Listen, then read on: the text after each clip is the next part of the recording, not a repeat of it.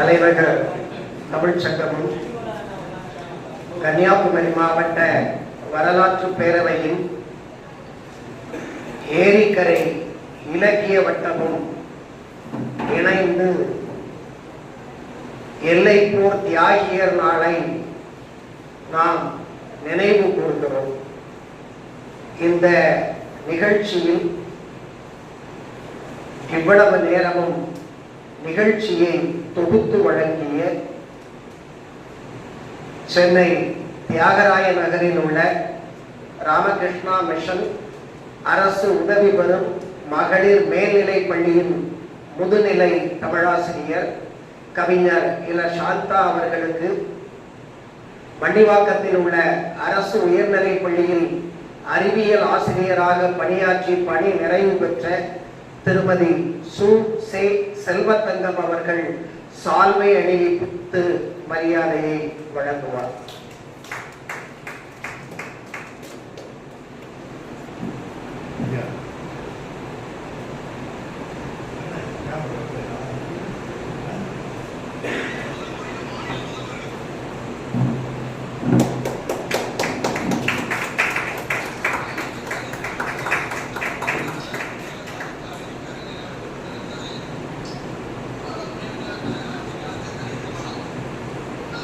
பெரியார் நூலகத்தை தொடங்கி அதில் அறிவுசால் நூல்களை எல்லாம் மக்களுக்கு வழங்கிக் கொண்டிருக்கும், படிப்பதற்காக வழங்கிக் கொண்டிருக்கும் நண்பர் ஜெயராமன் அவர்கள் வருகை தந்திருக்கிறார்.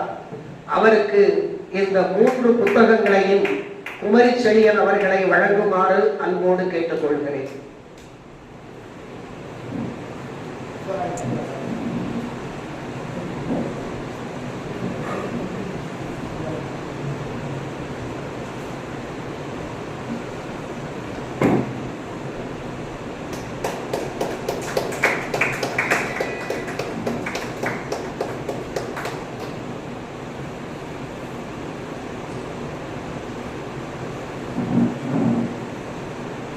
இன்றைய நிகழ்ச்சியில் நன்றி உரை வழங்குவதற்காக பொள்ளாச்சியிலிருந்து மிகுந்த பொருட்செலவுடன் கவிஞர் பொள்ளாச்சி சண்முகானந்தம் அவர்கள் வருகை தந்திருக்கிறார்.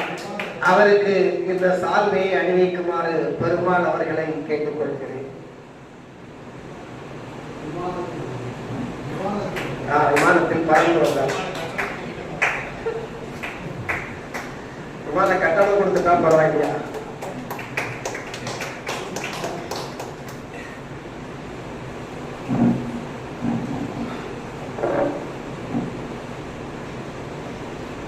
இந்த கன்னியாகுமரி மாவட்ட வரலாற்று பேரவையும் வேறு 2 அமைப்புகளும் இணைந்து நடத்தக்கூடிய இந்த நிகழ்ச்சியில் இதனுடைய நிறுவன தலைவர் ஒரு தீர்மானத்தை நிறைவேற்ற வேண்டும் என்று கேட்டுக்கொண்டார். இந்த எல்லைப்போர் தியாகியர் அனைவருக்கும் கன்னியாகுமரி மாவட்டத்தில் சிலையுடன் கூடிய மணிமண்டபம் ஒன்றை அமைக்க வேண்டும் என்று தமிழ்நாடு அரசுக்கு வலியுறுத்தும் வகையில் நாம் ஒரு தீர்மானத்தை நிறைவேற்றுகிறோம். அதற்கு அனைவரும் கரவொலி எழுப்பி தங்கள் ஒப்புதலை தெரிவித்துக் கொள்ளுமாறு கேட்டுக்கொள்கிறேன். இப்போது இடம் அறிதல் என்பதை பற்றி பேச வேண்டும். இடம் அறிதலை பற்றி பேசுவதற்கு முன்பாக கடந்த மாதத்தை நான் நினைத்து பார்க்க வேண்டும். ஏனென்றால் கடந்த மாதத்தில் நான் காலம் அறிதல் பற்றி பேசினேன். அதை இப்போது கருத்தில் கொண்டு பேசினால் பசியோடு இருப்பவர்கள் கேட்பீர்கள், இல்லை என்றால் உங்களுக்கு பசியால் காதடைத்து விடும். அப்படி பசியால் காது அடைக்கிறதோ இல்லையோ, எப்ப இந்த ஆளு கழுத்தறுக்கிறத விடுவார் என்று நீங்களே உணவை எடுத்து உண்ண தயாராகி விடுவீர்கள். எனவே 10 நிமிடத்திற்குள்ளாக என்னுடைய உரையை நிறைவு செய்து உங்களை உணவு உண்பதற்கு வழி விடுகிறேன் என்று கூறி,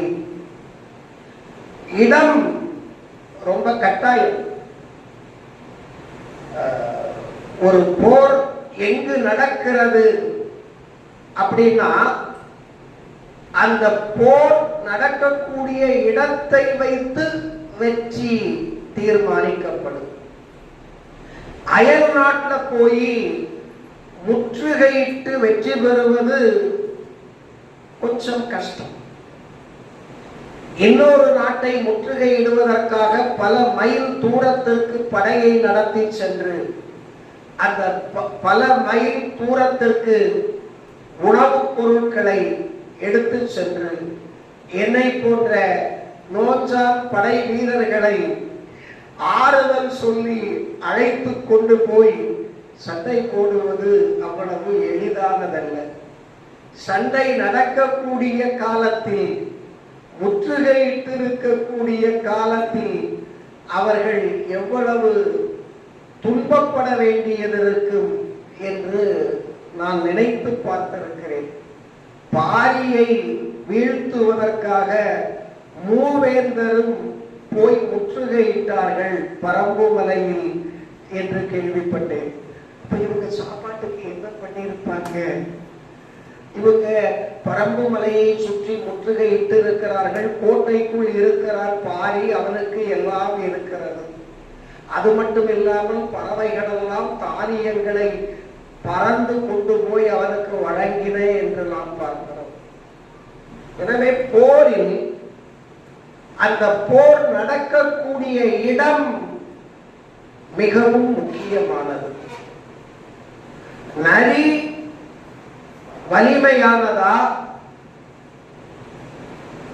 முதலை வலிமையானதா அப்படின்னா அவை இருக்கக்கூடிய இடத்தை பொறுத்துத்தான் அவற்றின் வலிமை. வாடா வாடா, எங்க ஊருக்கு வாடா அப்படின்னு சுந்தர்சியை கூப்பிட, வந்துட்டா அப்படின்னு அங்க போய் நிற்க, வாடா வாடா எங்க தெருவுக்கு வாடா என்று அழைக்க, அந்த தெருவிலையும் அந்த ஆளு போய் நிற்க, வாடா வாடா வீட்டுக்குள்ள வந்து பாருடா என்று வீட்டுக்குள் அழைக்க, இப்படி பண்ற, எங்க கூப்பிட்டாலும் வந்து நான் என்ன பண்ண முடியும்? எனவே இடம் ஒருவனுக்கு வலிமையை கொடுக்கும். சேற்று நிலத்தில் முதலை சேற்றில் சிக்காது. அது சேற்றில் மிதந்து நீந்தும் ஆற்றல் கொண்டது. அதனுடைய உடல் எடை மிக நீளமாக பறந்து இருக்கிற காரணத்தினால் அது சேற்றில் ஆழ்ந்து விடாது. முதல்ல தந்திரமானதா நரி தந்திரமானதா அப்படின்னா ரெண்டும் இல்லை சார், நீங்க தான் அப்படின்னு செந்தமிழ் சித்தன் சொல்லுவார். நீங்க தான் பயங்கர தந்திரவாதி சார். 3 அமைப்பு பேரை போட்டு 30 பேருக்கு மேல் கூட்டிய நீங்கள் தான் பயங்கர தந்திரசாலி என்று சொல்வீர்கள். நரிதான் தந்திரசாலி. ஆனால் கால் ஆள் கால் பகுதி ஆழ்ந்து போகக்கூடிய களரில் சேற்று நிலத்தில்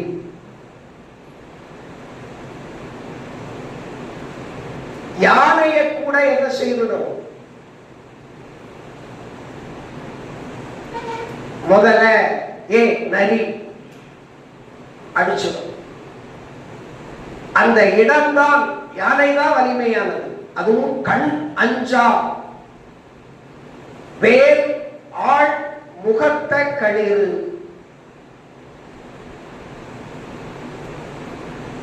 வேலை எடுத்து கண்ணு பக்கத்துல அல்லது முகத்துல மத்தகத்துல குத்துனாலும் அதுக்கெல்லாம் பயப்படாது யானை. ஆனா அந்த களர் நிலத்தில் முதலையை போல் தந்திரமிக்க நரி யானையை வீழ்த்திவிடும். அத போல ஒரு மன்னன் இந்த இடம் அறிதல் அப்படிங்கிறதே மன்னனுக்கு சொல்லப்பட்டதுதான். மன்னன் தன்னுடைய நாட்டில் வேலையை ஒழுங்காக செய்ய வேண்டும் என்றால் ஒரு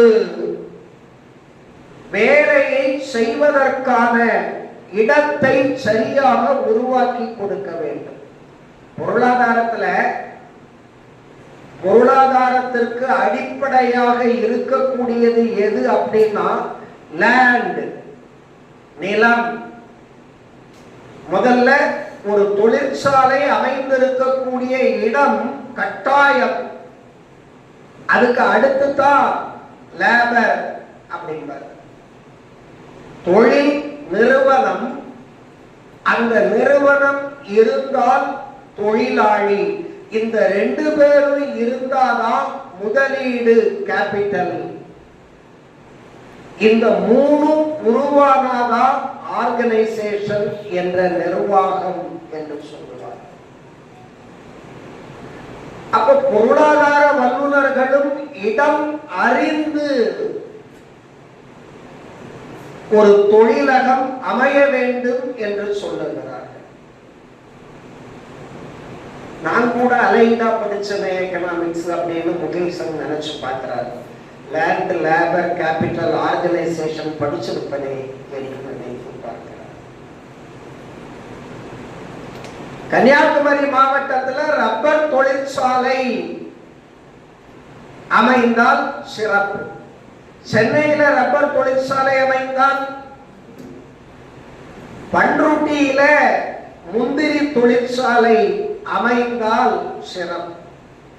எந்த பகுதியில் என்ன தொழில் தொடங்க முடியுமோ அந்த பகுதியில் தொடங்க வேண்டும். அரசு நிறுவனங்கள் கொஞ்சம் சிந்தித்து பார்க்க வேண்டும். இந்த மென்பொருள் நிறுவனங்களை எங்கே தொடங்க வேண்டும்? டைடல் பார்க்கு, டைசல் பார்க்கு இதையெல்லாம் சென்னையில தொடங்குறது நல்லதா, அல்லது ராமநாதபுரத்தில் உள்ள வறண்ட பகுதியில் தொடங்குவது நல்லதா என்று அவர்கள் சிந்திக்க வேண்டும். கம்யூனிகேஷன் முக்கியம். அவங்களுடைய கம்யூனிகேஷன் அப்படிங்கிறது த்ரூ இன்டர்நெட், போஸ்டலோ அல்லது கொரியரோ அல்லது போர்ட்டரோ இல்லை, எல்லாமே த்ரூ இன்டர்நெட் நடக்குது. அந்த குறிப்பிட்ட பகுதியிலிருந்து அயல் நாட்டிற்கு செல்வதற்கு அந்த மென்பொருள் நிறுவனத்தின் பக்கத்தில் ஒரு ஏர்போர்ட் அமைந்தால் போதும். ஒரு ஏர்போர்ட் அமைத்து இந்த மென்பொருள் நிறுவனங்களை வறண்ட பகுதிக்கு கொண்டு செல்ல வேண்டும். எம்ஜிஆர் ஒரு நல்ல திட்டத்தை உருவாக்கினார். தமிழ்நாட்டுக்கு நடுவுல தான் தலைநகரம் இருக்க வேண்டும். திருச்சியில் ஹிஸ்டரியில முகமது பின் துக்ளக் அப்படின்னு ஒருத்தர் இருந்தார். அவரை என்ன துக்ளக் அப்படின்னு சொல்லுவாங்க அப்படின்னா, ஹிஸ்டரி படிச்சவங்க பள்ளிக்கூடத்துல படிச்சாலே சொல்லிடுவாங்க, முகமது பின் துக்ளக் எதனால் மூட துக்ளக் என்று அழைக்கப்பட்டார். செந்தில்குமாரும் இளஞ்செழியனும் மனசுக்குள்ள சிரிச்சுக்கிறாங்க. சார், முகமது பின் துக்ளக்கு மட்டும் இல்ல, மூட துக்ளக்கு, துக்ளக்கே மூட துக்ளக்கு தான் என்று அவர்கள் மனத்தில் நினைத்துக் கொள்வார்கள். அவர் நினைவாக தொடங்கப்பட்டதுதான் துக்ளக். அது ஒரு வம்சம், துக்ளக் என்ற வம்சம். இப்ப நாம என்ன நினைக்கிறோம், துக்ளக் அப்படின்னா சரியா சொல்லும், அது முட்டாள்தனம் சொல்லாது அப்படின்னு தப்பா நினைக்க ஆரம்பிச்சிட்டோம். அவரை ஏன் மூட துக்ளக் அப்படின்னு சொன்னாங்கன்னா, டில்லியில இருந்து தலைநகரத்தை தேவகிரிக்கு மாத்தினார். தேவகிரிக்கு போன பிறகுதான் தெரிஞ்சது, ஐயோ டெல்லி வசதி இங்கே இல்லை. மீண்டும் தேவகிரியிலிருந்து டெல்லிக்கு மாற்று என்று டெல்லிக்கு மாற்றினார். அவர் காலத்துல உலோகங்களில் நாணயத்தை அச்சடித்தார். உலோக நாணயத்தை அச்சடிப்பதற்கு பொருள் அதிகமாக செலவாகியது. தோலில் நாணயத்தை அச்சடிப்போம் அப்படின்னு தோல் நாணயத்தை அச்சடிக்க ஆரம்பித்தார். இந்த தோல் நாணயம் வந்த உடனே எல்லா கசாப்பு கடைக்காரனும் நாணயம் அச்சடிக்க ஆரம்பித்து விட்டார். கள்ள நாணயம் பெருகிவிட்டது. ராத்திரி 12 மணிக்கு ஒரு அறிவிப்பு விட்டார், இனிமேல் தோல் நாணயம் கிடையாது, மீண்டும் உலோக நாணயம், நாம் முகமது பின் துக்ளக்க சொல்றேன் என்று அறிவித்து விட்டார்.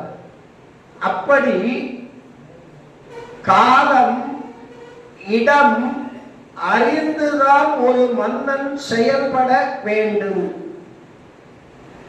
கடல் ஓடா கால் வல் தேர். ஓடா கால்வல் தேர் அப்படின்னு சொல்லக்கூடாது. அப்படின்னு இருக்கு போட்டுட்டீங்கன்னா போடான் அப்படின்றவாங்க. என்னடா நீ தமிழ் படிச்ச? கடல் ஓடா, அது முடிஞ்சு போச்சு. கடைக்குறை அவ்வளவுதான். கடல் ஓடா பன்மையை சொல்லுது. கப்பல் அது பின்னால. கடல் ஓடா, கப்பல்கள் கடலில் ஓடா, அது புளூரல். கொட்டாய் விடுறாங்க, சாப்பிடுங்க வேண்டாம். காலையில சாப்பிட்டாங்களோ இல்லையோ சர்ச்சில் ஒன்றும் கொடுத்துருக்க மாட்டாங்க. சர்ச்சு முடிஞ்ச பிறகுதான் தாவி குதிச்சு வர்றாங்க. அவங்க மட்டும் இல்லை, மாணிக்கிறாங்க. அந்த காற்றை விட வலிமையாக செல்லக்கூடிய தேர் கால் வல் தேர். கால்னா காற்று. காற்றை விட வலிமை மிக்க தேர் கடலில் ஓடா. இது ஒரு செய்தி. இன்னொரு செய்தி சொல்றார். கடல் ஓடும் நாவாயும். கடல் ஓடும் நாவாயும் ஓடா நிலத்து. கடல் ஓடா கால் வல் தேர். கால்னா காற்று, தேருக்கு இங்க கால் இருக்கு. இந்த மனுநீதி சோழனுடைய வரலாற்றுல என்ன சொல்லுவாங்க? தன்னுடைய பையனை தேர்காலில் இட்டு கொன்றான். தேர்கால இட்டா போட்டா ஏதோ ஒண்ணு, அங்கே எங்க கால் இருக்கு தேருக்கு. அப்ப தேர் சக்கரத்தில் இட்டு கொன்றான் அப்படின்னு சொன்னார். அதே போல இங்க கால் அப்படின்ற உடனே மனுநீதி சோழன் வரலாற்றை நினைச்சுக்கிட்டு ஓஹோ கால் இருக்கு அப்படின்னு நினைச்சிடக்கூடாது. சாப்பாட்டுக்கு தயார் பண்ணலாமா? போகணும். கடல் ஓடா கால் வல் தேர். கடல் ஓடும் நாவாயும். கடல்ல போகக்கூடிய கப்பல் ஓடா நிலத்து. இந்த ரெண்டு ஓடாவும் புளூரல். ஆனா புளூரலுக்கான வார்த்தை அங்க இருக்காது. கப்பல்கள், நாவாய்கள், தேர்கள் இல்லை. இந்த பன்மை வினைமுற்றை வைத்து நாம அங்க பன்மை எடுத்துக்கொள்ள வேண்டும். பறவை பறந்தன, பறவை பறந்தன அப்படின்னா அந்த பறவைக்கு நீங்க கல் போடணும். அதுக்கு போத வந்தாலும் சரி வரலன்னாலும் சரி கல் போட்டாகணும். இப்ப கல் போட்டா தூக்கி உள்ள போட்டோம். சீமை சாராயம் எல்லாம் போடலாம், ஆனால் கல் போடக்கூடாது. இந்த ஒயின் ஷாப்பை சீமை சாராய கடையில் வச்சா என்னன்னு எனக்கு தோணுது. குறைந்தபட்சம் சீமை சாராய கடை அப்படின்னு வேணா வைக்கலாம். தயாராகிறது இங்கதான், ஆனாலும் சீமை சாராய கடை இதையும் ஒரு தீர்மானமா நம்ம போட்டு அனுப்பலாம். சென்சாரும் செஞ்சுடுவாங்க. திடீர்னு ஏர்லி மார்னிங்ல அந்த அறிவிப்பு வந்து உங்களை சுத்தி காவல் நிற்கிறதுக்கும் வாய்ப்பு இருக்கு, தஞ்சாவூருக்கு கூட்டிட்டு போறதுக்கும் வாய்ப்பு இருக்கு. ஆக இதுல என்ன கருத்தை திருவள்ளுவர் சொல்ல வருகிறார் என்று தெரியவில்லை. கடல்ல ஓடாத தேர், கடல்ல ஓடுற கப்பல் நிலத்துல ஓடாது, இவ்வளவுதான் சொல்லியிருக்காரு. இதை வைத்துக் கொண்டு இதுதான் பிரிது மொழிதல் அணி இல்லையா? அதுக்கு நாம என்ன செய்வோம்? பீலி பெய் சாகாடும் அச்சு இரும் அச்சிறு பண்டம் சால மிகுத்து மிகுத்து மிகுத்து, சாலனாலே மிகுதி, மிகுத்து மிகுத்து ஒரு பொருள் பன்மொழி பெய்யும் பெய்தால் அப்படின்னு சொல்லும். இதையும் சொல்லும். எப்படி கப்பல் தரையில் ஓடாதோ அது வலிமையானது, சீறி பாய்ந்து போகும். நிலத்தில் தேர் உருண்டு ஓடும் காற்றை விட வேகமாக இது கடலில் ஓடாது, அது தரையில் ஓடாது. எனவே இடத்தை பார்த்து நீ உன்னுடைய ஆட்சியை செய்ய வேண்டும். அது போராக இருந்தாலும் போர் இல்லை என்றாலும் இதை உண்மையிலேயே ஒருவர் சரியாக பின்பற்றுகிறார். சரியான இடம் அறிதல் அவருக்கு இருக்கிறது. அதனாலதான் நாமக்கல் மாளிகைக்கு போகிறார். இங்க ஒத்துக்கலையா, அந்த இடம் சரியில்லையா? நாமக்கல் மாளிகையில 10வது மாடியில இருந்தால்தான் கண்ணாடி வழியாக கடலை ரசிக்க முடியும் ஐயா என்று இடம் அறிதலை சரியாக புரிந்து கொண்டிருக்கிறார். அத நாமளா என்ன சரியா புரிஞ்சுக்கல. எவ்வளவு அறிவுபூர்வமாக இருக்கிறார்கள் என்பதை நாம் சரியாக புரிந்து கொள்ளவில்லை. அதனாலதான் இந்த சூழல் வந்திருக்கிறது. எனவே ஒரு மன்னன் அல்லது ஒரு மாணவன் அல்லது ஒரு மனிதன் இடத்தை அறிந்து அந்த இடத்திற்கு ஏற்ப நடந்து கொள்ள வேண்டும். இந்த தீர்மானத்தை, நினைவிடம் அமைக்கக்கூடிய தீர்மானத்தை இந்த இடத்தில் தீர்மானமாக நிறைவேற்ற வேண்டும். இடம் அறிந்து நாங்கள் பண்றோம். ஏரிக்கரை கோபாலகிருஷ்ணனை பெரும்பாலும் மேடையில் உட்கார வைக்க மாட்டோம். அவர் உருவம் கொஞ்சம் பெருசு, ஏரிக்கு ஏத்தாப்புல இருப்பார்.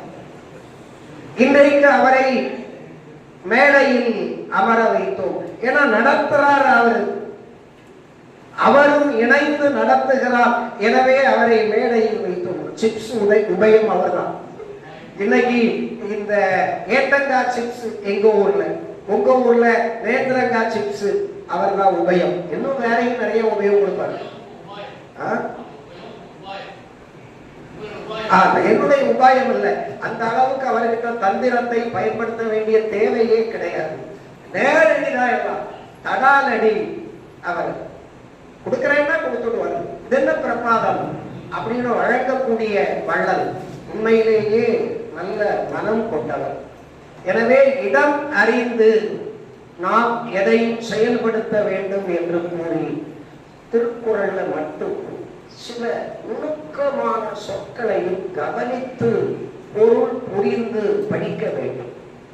இந்த கால், வல், தேர் அப்படிங்கிற விஷயங்கள், இந்த ஓடா அப்படிங்கிற விஷயங்களை எல்லாம் ஏன் இப்படி சொல்லியிருக்காரு? ஏதாவது தப்பா சொல்லிவிட்டாரா? ஒருமை பன்மை தெரியாம எழுதி விட்டாரா? ஒருவேளை ராத்திரி 12 மணிக்கு மேல உட்கார்ந்து எழுதி இருப்பாரோ? தூக்க கலக்கத்துல இது எழுத்தாடிய வச்சு எழுதி விட்டாரா அப்படின்னு நினைக்கப்படாது. அவர் சொல்வது எல்லாம் சரி. எப்படி வாத்தியார் சொல்றது சரியோ அதை போல திருவள்ளுவர் சொல்லுவது சரி. நல்லா கேளுங்கம்மா. எப்படி வாத்தியார் சொல்றது சரியோ அதை போல திருவள்ளுவர் சொல்வதும் சரி என்று நம்ப வேண்டும் என்று கூறி இன்றைய நிகழ்ச்சியை இந்த இடத்தில் நடத்த வேண்டும் என்று ஏற்பாடு செய்தவர் ஐயா மு. ஆ. பெருமாள். அவருக்கு ஆறுமுகத்துக்கு மேல என்ன வெறுப்போ தெரியல. ஆறுமுகம் வேண்டாம், ஒரு முகம் போதும் என்று 6 முகத்தை தூக்கி கடாசி விட்டார். பெருமாள் அவர்கள் தான் இந்த இடத்தை தேர்வு செய்து இங்கே நடத்துவோம் என்றார். நீங்க சொன்னதுக்காக அவருக்கு அந்த குமரி செழியன் இவருக்கு அவருக்கும் பெரிய ஒற்றுமை இருக்கிறது போல தெரியாது பார்த்தா. ஆனா 2 பேரும் அண்ணன் தம்பி, 2 பேரும் கன்னியாகுமரி மாவட்டத்தை சேர்ந்தவர்கள். அவருக்கு ஐயா நீங்க எத்தனை அமைப்புல பொறுப்புல இருக்கீங்க அப்படின்னு கேட்டா தெரியாது. பிள்ளையாருக்கும் முருகனுக்கும் ஒரு சண்டையா என்ன அப்படின்னா,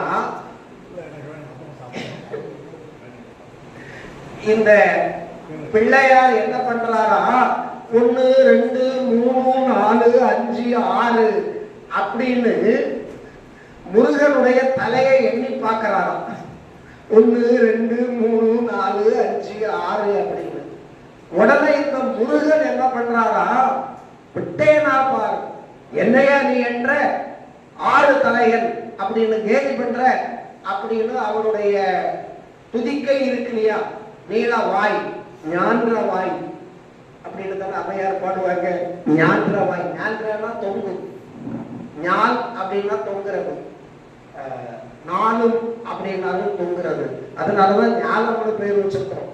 நாங்க அதை தொடங்கின காலத்துல சிலர் என்னையா சமஸ்கிருதத்துல பேர் வச்சுட்டாங்க ஞானம் அப்படின்னு. வானத்துக்கும் பூமிக்கும் புதுசங்களும் உண்டு. ஆனா தொல்காப்பியர் காலத்திலேயே ஞானம் என்ற சொல் இருக்கிறது. அந்த துதிக்கைய போய் முழம் போட்டு அழந்தாராம். இதுல 2 பேருக்கும் சண்டை வந்து முருகனும் பிள்ளையாரும் கட்டி பிடிச்சி அடிச்சு உருண்டு புரண்டு சண்டை போட்டாங்களாம். பார்த்துக்கிட்டு இருந்த பார்வதி, ஏண்டா இப்படி சண்டை போடுறீங்க, விடுங்கடா அப்படின்னு வந்து கேட்டாங்களாம். கேட்க கூடாதுங்கிறதுக்காக தான் இன்னைக்கு பார்வதி வரல, இல்லைன்னா வந்திருப்பாங்க. வந்து கேட்டாங்களாம். உடனே இவங்க 2 பேரும் சொன்னாங்களாம், அவன் என்னுடைய தலைய 1 2 3 4 எண்ணி பார்க்கிறான், இவன் என் துதிக்கைய முழம் போட்டு அளக்கிறான், அதான் நாங்க அடிச்சுக்கிட்டோம். இது ஒரு தனிப்பாடல்ல இருக்குது, ஒரு புலவர் பாடிய பாடல், அதைத்தான் சொன்னேன். அங்கிருந்து என்ன சொன்னாலும் நான் சொன்னதில்லை, யாரோ சொன்னதைத்தான் சொல்லுகிறேன் என்று கூறி அவர் எத்தனை அமைப்பில் இருக்கிறார் என்று அவரை எண்ணி பார்த்துத்தான் சொல்ல வேண்டும்.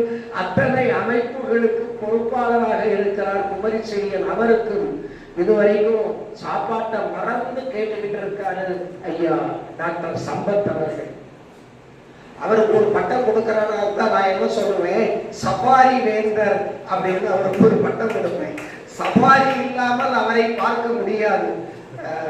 சிவபெருமான் கிட்ட பிரிக்க முடியாதது என்னவோ அப்படின்னு கேட்டா சஃபாரியும் சம்பத்தும் அப்படின்னு சொல்லி விடுவார்.